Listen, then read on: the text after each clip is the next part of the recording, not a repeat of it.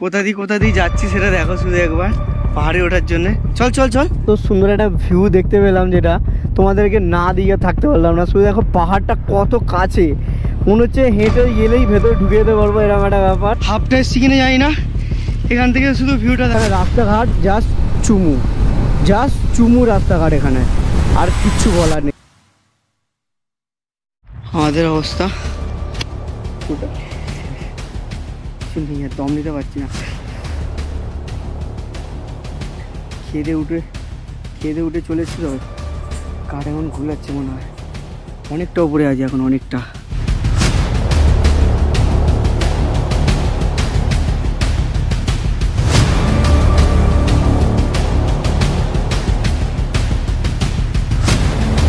বৃষ্টি হচ্ছে, হয়ে চলেছে, কমছেও না, ঝিরঝির করে হয়ে চলেছে। ভালো লাগছে না, মাইন্ডটা না পুরো ডিস্টার্ব হয়ে রয়েছে, যে কি করব না করব সত্যি বুঝতে পারছি না। একটা ডেস্টিনেশন মেরে রেখেছি, অল্প বৃষ্টি পড়ছে, তাই নিয়ে সবাই বলতে, মানে আমার যে দু ভাই রয়েছে ও বলছে চল দেখা যাবে যা হবে। এটা খুব বাজে জায়গায় ফেসে গেছি, কোনো জায়গায় কিছু নেই, প্লাস রেন কভারটাও রুমের মধ্যে রেখে এসেছি হোটেলে, যে বাঁচতে পারবো সেটা না। আর দুজন ওইখানে দাঁড়িয়ে রয়েছে, বাইকটা এখানে আর একটা বাইক ওখানে। এটি দেখো বৃষ্টি পড়েই যাচ্ছে, থামার কোনো নাম নিচ্ছে না।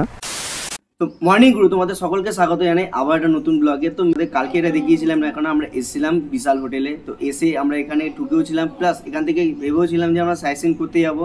তো আলটিমেট সেটা হয়ে ওঠেনি। সাইট সিন করতে বেরিয়েও আমরা বাড়ি ফেরত চলে আসতে হয়েছে আমাদেরকে। কেন ফেরত চলে আসতে হয়েছে? কেননা কালকে প্রচণ্ড পরিমাণে এখানে বৃষ্টি হয়েছে, এমন পরিমাণে বৃষ্টি হয়েছে যে কোনো রকমের সুযোগ পাইনি। তোমাদের একটা ছোট্ট ক্লিপ দেখাচ্ছে, তাহলে বুঝতে পারবে যে কী পরিমাণে বৃষ্টিটা হচ্ছিল, যে কালকে কোন জায়গায় গিয়ে আমরা ফেসে গেছিলাম।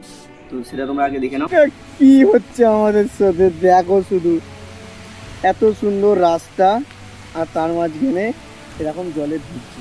বাহ কি সুন্দর দেখছো, তো জলে এরকম ভিজছে, তোমার না দাঁড়ানোর জায়গা আছে না কিছু আছে, কিচ্ছু নেই হচ্ছে কোন সবই। তো আজকে সেই জন্য প্ল্যানিং নিয়েছি, আজকে আমাদের বাড়ি যাওয়ার কথা ছিল। তো বাড়ি তো অবশ্যই যাবো, সকালবেলা ঘুম থেকে পুরো ফ্রেশ আপ হয়ে গেছি। তো এখন আমরা বেরোবো, হোটেলে যা বিল হয়েছে সেগুলো ক্লিয়ার করে এখান থেকে বেরিয়ে আমাদের হোটেল থেকে যে স্লিপটা দিয়েছিল 14খানা স্পট ছিল, যতগুলো 14খানার মধ্যে কালকে মোটামুটি 2টো করতে পারি, 2টো তাও টেম্পেলগুলো অতটাও কিছু খাস ছিল না বলে সেরকমভাবে আর কিছু করতেও পারিনি। মনটা মানে কি বলবো, মাইন্ডটা পুরো একদম ডিস্টার্ব হয়ে গেছিলো, যে কেন এরকম হলো, বৃষ্টিটা এমন কেন পরিমাণে হচ্ছিল সেটা তোমাদেরকে বলে বোঝাতে পারবো না। তো চলো, আজকে তো মোটামুটি ওয়েদারটা ঠিক আছে, এখনো পর্যন্ত বৃষ্টি বাদলা কিছু হয়নি। তো দেখার জায়গা যে কি হয় না হয়। তো চলো এখান থেকে বেরোয়, ডাইরেক্ট দেখা হচ্ছে তোমাদের সাথে মোটো ব্লগিং সেন্টার। তো চলে এসেছি মোটো ব্লগিংয়ে। এই হচ্ছে সেই হোটেল, বিশাল হোটেল। আশা করছি তোমরা দেখতে পাচ্ছ, এই হোটেলেই আমরা ছিলাম। আর সত্যি কথা বলতে এনাদের যে ব্যবহার সেটা অমায়িক ছিল, মানে সব কিছু দিক থেকে, সার্ভিসিং বলো, যখন যেটাই চেয়েছি না কেন সেটা সঙ্গে সঙ্গে এনে দিয়ে দিয়েছে আমাদেরকে, এতটাই ব্যবহার এদের ভালো।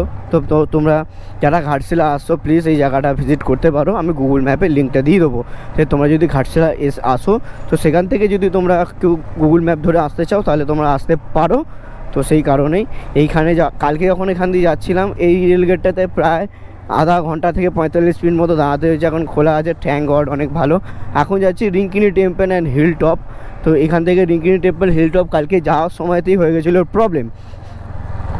তো প্রবলেম বলতে কী প্রবলেম হয়েছে না হয়েছে সেটা তো তোমরা দেখতে পেয়েছিলে, তো সেটা আর কিছু বলার নাই। এবার এখান থেকে ডান দিকে গেল ভাইটা নাকি বাঁ দিকে গেল, এদিকে ডান দিকে হবে। বেরিয়ে আগে সর্বপ্রথম খাই জবে থেকে এসছে, শুধু খাই আর কিছু হচ্ছে না, তাই না? আর এই একজন তো বেরিয়েছি যখন, খেতে আমাকেও হবে। এখান থেকে নিয়ে নিয়েছি ইডলিটা এখন খাবো, খেয়ে দিয়ে আবার যে জার্নিটা শুরু হচ্ছে কেন সেটা চালু করবো। ইডলিটা দেখে সকাল ইডলি আমি খাই না। এখানে এসে একটা জিনিস যেটা আমি বুঝলাম, এখানে সেরকম কোনো দোকান নেই ইডলি ধোসা বাদে। আর এখানে ইডলি ধোসা লিট্টি, কালকেও যেটা খেয়েছিলাম এখানে আমরা লিট্টি খেয়েছিলাম। তো আজকে খাচ্ছি ইডলি, কালকে খেয়েছিলাম লিট্টি। তো আজ ইডলিটা খাই, খেয়ে আবার বাকি জার্নিটা স্টার্ট করবো। তো চটকট খেয়ে নিই এখান থেকে। খেলাম আমরা দেখতে পেলে ইডলি ধোসা খাইনি, ইডলি ধোসা এইগুলোই এখানকে পাওয়া যায়, তোমাদের যেটা বলছিলামও।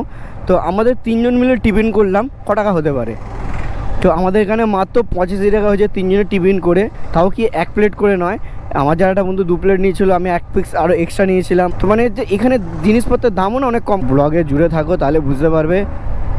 যে কোথায় যেতে চলেছি, কি করছি না করছি সবটা তোমাদেরকে দেখাবো। হ্যাঁ সরি, কালকে কিছু তোমাদেরকে ভালোভাবে ঘুরতে পারিনি, আমার নিজেরও মন মেজাজটা খারাপ ছিল যে কি করলাম। কালকের দিনটা যে মানে এত পরিমাণে বৃষ্টি হলো, সেটা মানে রাগে আমি বলে দাও আর যাবোই না, ছাড় বাদ দাও। সে কারণে কালকে আর কিছু বেরোনি, হোটেলে এসে চুপচাপ শুয়ে পড়েছিল, মুড ফুট পুরো অফ হয়ে গেছিলো। সকালবেলা উঠে যখন দেখতে হালকা হালকা রোদুর হয়ে রয়েছে, মনটা একটু শান্তি হলো। আর সামনে যে ভিউটা আসতে চলেছে না গুরু, সেটা তোমরা দেখো। ও দেখো, জানি না কতটা গোপ্রোতে দেখতে পাচ্ছ, কিন্তু আমার চোখে যা লাগছে সেটা ক্যামেরায় বন্দি হচ্ছে কিনা আমি সেটা জানি না, কিন্তু তোমাদেরকে বলে বলতে পারবো না। এইখান থেকে শুরু, পুরো ওই মাথা থেকে শুরু আপ টু এতটা অবধি পুরো পাহাড়।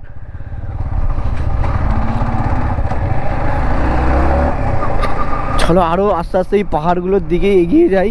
আর কালকে যেখানে তোমরা বলছিলাম না কেন তোমাদেরকে, যে যেখানে আমি ফেসেছিলাম সেখানে কোনো জায়গা মানে দাঁড়ানোর জায়গা পর্যন্ত ছিল না। একটা জঙ্গলের মাঝখানে একটা গাছে ঠ্যাকনা দিয়ে দাঁড়িয়েছিলাম।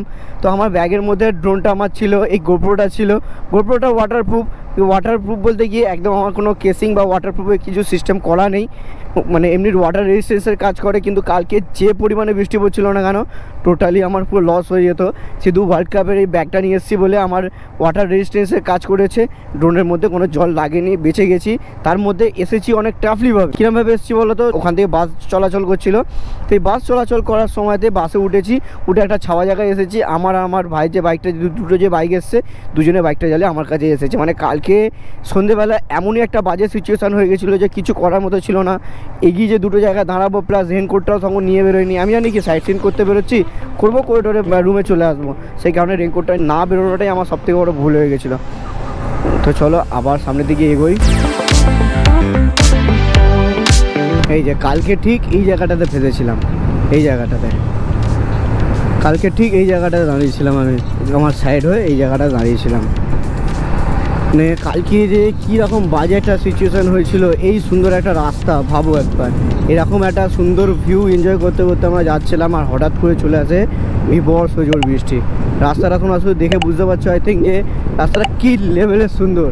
গাড়ি আমার 60-70 চালাচ্ছি, কেন চালাচ্ছি, আস্তে চালানোটাই সেভ এখানে। কেননা দেখতে পেলে সাইডে ছাগল হয়তো দাঁড়িয়েছিল, সাইডে ছাগল, প্লাস যদি হট করে যদি কেউ চলে আসে বা কোনো একটা যদি বড় গাড্ডা হয়ে যায় বা কিছু হয়, তখন সবথেকে বড় প্রবলেম হয়ে যাবে। তো সেই কারণে সেফলিভাবে যাব। এখন যাচ্ছি রিঙ্কিনি টেম্পলসের দিকে, মানে হিল টপ যেটা দেওয়া আছে, তো সেই কারণে ওখানে যাব।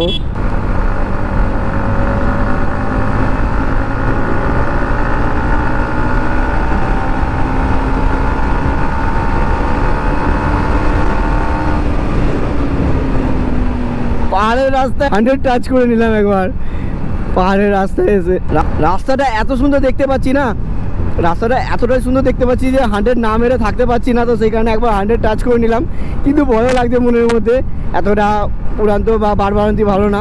তো চলো আবার আস্তে আস্তে যাই, 60-70-এর মধ্যেই যাই। মজা আসছে, সিরিয়াসলি বলছি। কালকে যেটা হলো, কালকের থেকে আজকে বেশ ভালো মজা পাচ্ছি। এবার হাতে সাইনবোর্ড দেওয়া রয়েছে, আর এখানে একটা বাম্পার উড়িয়ে দিচ্ছি বাম্পারটাকে। এখানে হাতির সাইনবোর্ড দেওয়া রয়েছে, যদি হাতি চলে আসে তো ব্যাস সব শেষ। চলো চলো চলো। ও হো, রাস্তাটা দেখো শুধু গুরু, রাস্তা দেখো কিরকম ঢাল হয়ে আবার উঠে গেছে। সেই লেভেলে মজা হচ্ছে, সেই লেভেলে। এতটা মজা পাচ্ছি না যেটা বলে বোঝাতে পারবো না। এই সাইডে পাহাড়, এই সাইডে রাস্তা, ওই সাইডেও পাহাড়। ও হো, মন খুশ হয়ে গেছে, মন খুশ হয়ে গেছে।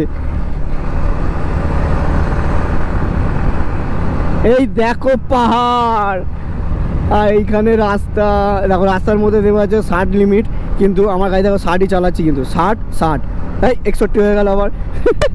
প্রচুর এনজয় করছি আজকে রাইডটা। কালকের দিনটা যা হয়েছে না কেন, আজকে রাইডটা পুরো এনজয় করছি। ঘুমটা বেশ ভালো মতোভাবে হয়েছিল। আর এখানে যে হোটেলের মধ্যে যেখানে ছিলামও, তো সেখানে হোটেলে যেখানে ছিলাম, হোটেলের রুমটা বেশ ঠান্ডা। আর তোমাদের তো হোটেলের ওনারদের ব্যাপারে বললামও যে ওনাদের ব্যবহার বা ওদের সার্ভিস এত ভালো, সেটা বলার মতো নয়। তো তোমরা সেটা ভিজিট করতে পারো। তো সেই কারণে এই দেখো, এটা হচ্ছে 1 ওয়ে রাস্তা, 2 ওয়ে নয়। তো সেই কারণে একটু সেফলিভাবে যেতে হবে। গাড়ি আমার 70-75, রাস্তায় এত সুন্দর পেলে কিছু করার নেই, কিচ্ছু করার নেই, গাড়ি ছুটবেই জোরে।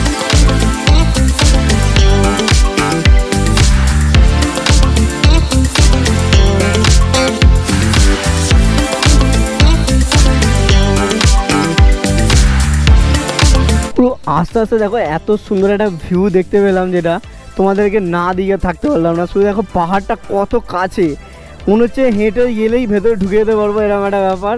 কিন্তু যেতে পারবো না, সামনে বন জঙ্গল রয়েছে। দেখতে হচ্ছে একটা, ওইদিকে ওখানে দুটো, একদম পাহাড়ের কাছে। সিটেলি বলছি, এত কাছে কোনো দিনও নয় আমি আসিনি। এর আগে যখন 2 বছর আগে ঠিক বেলপাহাড়ি ঘুরতে গেছিলাম, ঠিক এতটা কাছে আমার পাহাড়টা ছিল না। তো চলো সামনের দিকে আরও সুন্দর সুন্দর ভিউ তোমাদের আমি দেখাতে চলেছি। সত্যিকারে আমার ক্যামেরার থ্রু যে তোমাদেরকে দেখাতে পারছি, সেটাই আমার কাছে অনেক বড় ব্যাপার। চলো একটু হেঁটে ভেতরটা যাই, দেখি কি হয়। চ আয়, হ্যাঁ চাবি খুলে দিই, চায়।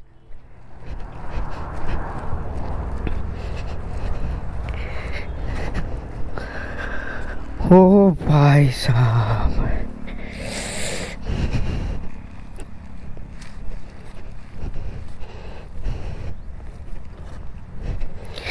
তোমরা কি দেখতে পাচ্ছ? তোমাদেরকে কি দেখাচ্ছি? হ্যাঁ, তোমরা কি দেখতে পাচ্ছ? সত্যি কথা বলো, তোমরা কি দেখতে পাচ্ছ? ও ভাই, কেমন লাগছে বল? ভালো লাগছে। হ্যাঁ, কংগ্রাচুলেশন। চলো একটু এগিয়ে যাওয়া যাবে, কিন্তু সামনে রয়েছে কাদা, কোনো অসুবিধা নেই। যদি ঢুকে যাই হয়ে যাবে সব কিছু ফাঁকা।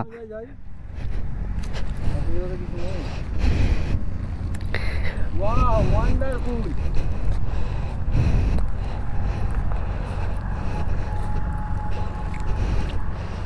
কিছু বলার নেই, জাস্ট কিচ্ছু বলার নেই, কোনো ভাষা আসছে না যে কি বলবো, কোনো ভাষা আসছে না।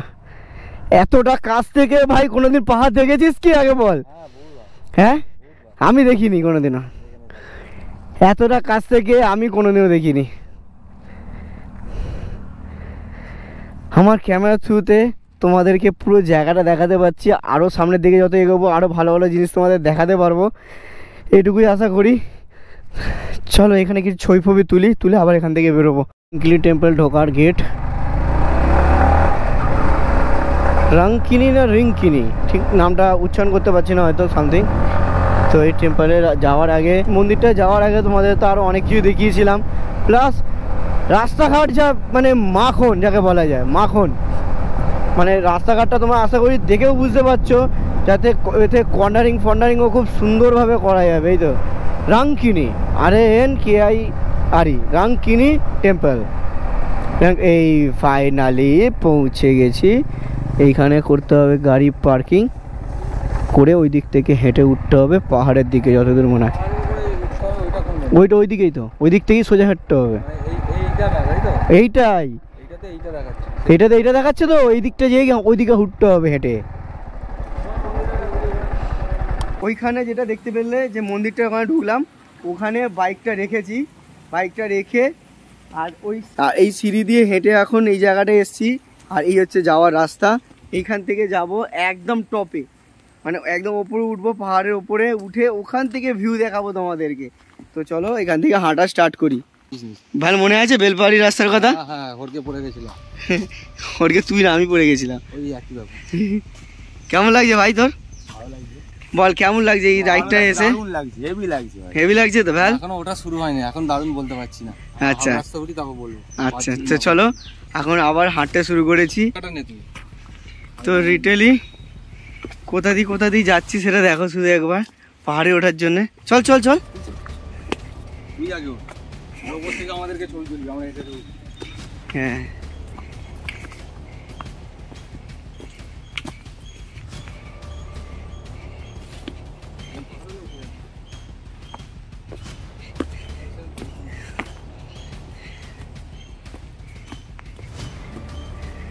মারাত্মক ভিউ দেখার জন্যে উপর দিকে উঠে চলেছি। কি ভাই, তাই তো? হ্যাঁ,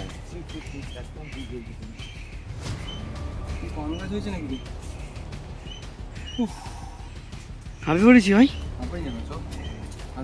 চল।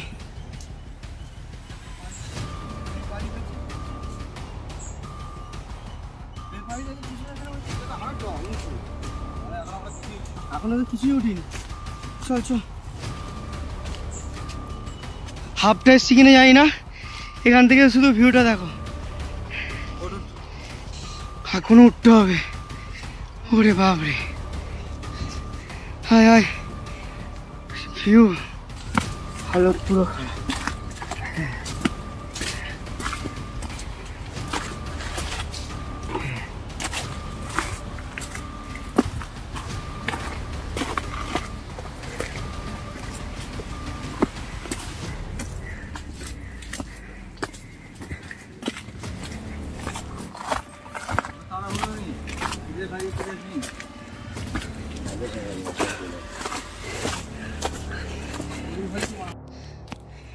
অবস্থা সবারই খারাপ,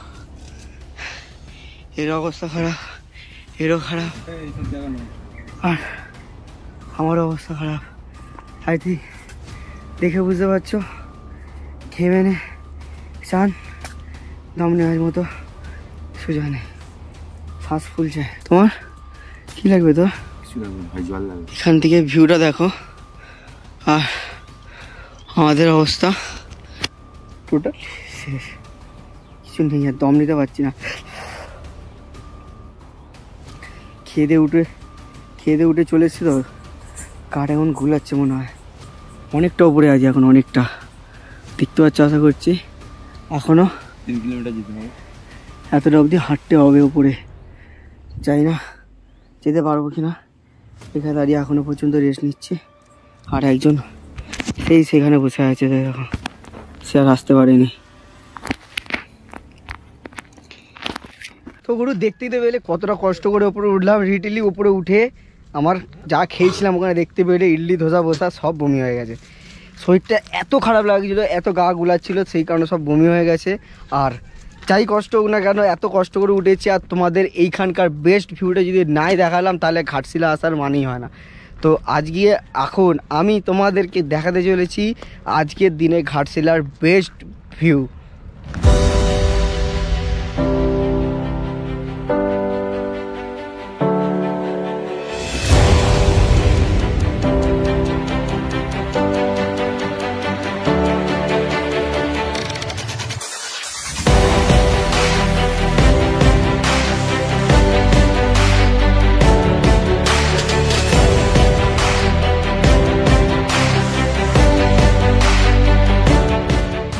কি বলবো গুরু, যেতে ইচ্ছা করছে না এখনো পর্যন্ত। এখানে একটা শুনছি নাকি একটা ড্যাম্প আছে, বুরুলি লেক যাওয়ার আছে, যেটা শত লাস্ট যাবো। আমাদের বন্ধুদের মধ্যে কথাবার্তা কি হচ্ছে জানো? হ্যাঁ কি বলছিলি, এখানটা কি হলে ভালো হতো আমাদের? যদি ছোট্ট করে একটা ঘর হতো, মোটামুটি আমাদের মানে নাইট স্টে বল ডে স্টে বল মোটামুটি ভালো লাগতো আর কি। আচ্ছা, মানে সন্ধ্যের পরে আমরা এখানে আড্ডা মারতাম, একটু বসতাম, হাওয়া খেতাম, সামনে এরকম পাহাড়ের ভিউ, আর এখানে আমরা এরকম ভাবে বসে রয়েছি। শরীরটা সর্বপ্রথম খারাপ হয়ে গেছিল, উল্টি করেছিলাম, কিন্তু এখন এই হাওয়াটা খাওয়ার পরে শরীরে আলাদাই একটা এনার্জি ফিল করছে, আর যেতে ইচ্ছা করছে না, মনে হচ্ছে এখানে শুয়ে পড়ি। যদি মোটামুটি 2 লিটারের জল নিয়ে আসতাম তাহলে এখনই থেকে যেতাম। প্রচন্ড জল পিপাসা পাচ্ছে।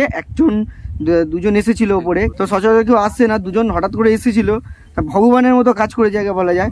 আমার জল খুব দরকার ছিল সেই সময়, গলা শুকিয়ে গিয়ে মানে যখন আমার বমি হচ্ছিল, তো জলটা চাইতে একেবারে দিয়েছিল, মানে একটুখানি জাস্ট হয়েছে, মানে রিলিফ পেয়েছিলাম শরীরটাতে। তো থ্যাংক ইউ সো মাচ। এখানে আমাদের বজরংবলী রয়েছে, হয়তো বজরংবলী আমাদেরকে বাঁচিয়ে দিয়েছে, হতে পারে। তো চলো এখানে কিছুক্ষণ রেস্ট করে এখান থেকে বেরোবো, আবার তোমাদের দেখাচ্ছে মোটর ব্লগিং সেটআপে। নিচে নেবে একটু জল খেলাম, খেয়ে একটু মুখ হাত পা ধুয়ে যে আবার বাইকে এসে যে হাওয়াটা পাচ্ছি না, আলাদাই একটা শান্তি, আর তার সাথে এত সুন্দর একটা ভিউ এনজয় করতে যাচ্ছি। তো মেনলি ব্যাপারটা হচ্ছে পাহাড় ঘুরলাম, এবার একটু লেকের দিকে যাব। এখান থেকে এবার যাবো হচ্ছে বুরুলি লেক, কেন অনেক জায়গায় যাওয়ার প্ল্যানিং আমাদের ছিল। তো তার আগে আমার করতে হবে ফিউল আপ। আমার গাড়িতে ফিউল নেই, মাত্র 2খানা কাটার ফিউল আছে। আর ভাই এখানে রাস্তাঘাট জাস্ট চুমু রাস্তাঘাট, এখানে আর কিচ্ছু বলার নেই এটা নিয়ে। সে তোমরা আশা করছি তোমরা নিজেরাও দেখে বুঝতে পারছো, যে রাস্তা দিয়ে গেছিলাম সেই রাস্তা দিয়ে আবার রিটার্ন যাচ্ছি। তো চলো গাড়ির ফিউল আপটা করাতে হবে। এখানে ঝাড়খণ্ডে এখানে ফিউলের দাম কম, তো দেখি কত টাকা তেল ভরা যায় না যায়। তো চলো এগিয়ে থাকি। বুরুলি লেক যাওয়ার আগে গাড়িতে করে নিতে হবে একটু ফিউল আপ। তো এখানে ফিউলের রেঞ্জ কতটা আছে সেটা আগে আমাকে দেখতে হবে। এখানে ঝাড়খণ্ডের দাম কম থাকে, হ্যাঁ ঝাড়খণ্ডের দাম কম, 98 টাকা 28 পয়সা মতো এরকম দেখাচ্ছি। চলো এখান থেকে ফিল আপটা করি, ফুল ট্যাঙ্ক করবো না, অল্প করেই ভরবো। তো ভরে নিই, আবার এখান থেকে বেরিয়ে আবার কথা হচ্ছে।